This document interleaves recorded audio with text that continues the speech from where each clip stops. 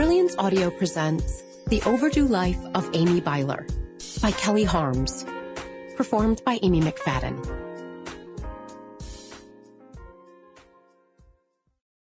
This one goes out to single mothers everywhere. Dear Mom, so here's the thing, and I know you're going to make some weird big deal out of it because you're a mom and a nerd and you can't help yourself.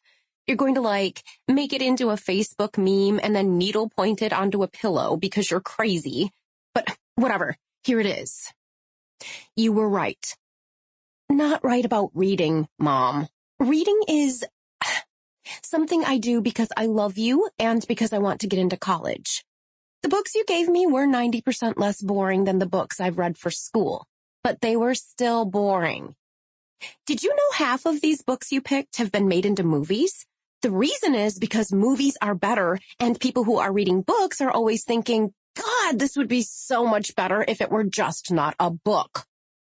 Okay, anyway, you were right about Dad. I didn't want you to be so right. I wanted you to be happy for sure, but not right about this one thing. I wanted things to be so much more black and white, because honestly, it's just easier to make sense of things that way. What happened to our family was much easier to understand when it was all because Dad was a terrible person. But he's not a terrible person, now that I've gotten to know him. He's just really, really complicated. Even after all this time, after the last 3 months, if you asked me how our family got to this point, I wouldn't even know where to begin. I'd be all like, you tell me? And the thing about being in this hospital, Mom, is that I do know exactly how I got here. I know the stupid decisions that I made one by one until I was in this beeping room with all this stuff stuck into my arms and up my nose. And I would not do things the same again if I had it to do over. That's regret, right?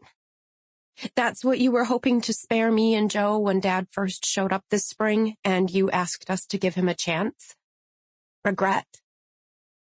But here I am, drowning in regret, and maybe I'm not ever going to get a chance to make it right. So guess what? I know how Dad feels now, and I don't want anyone else to have to feel this way.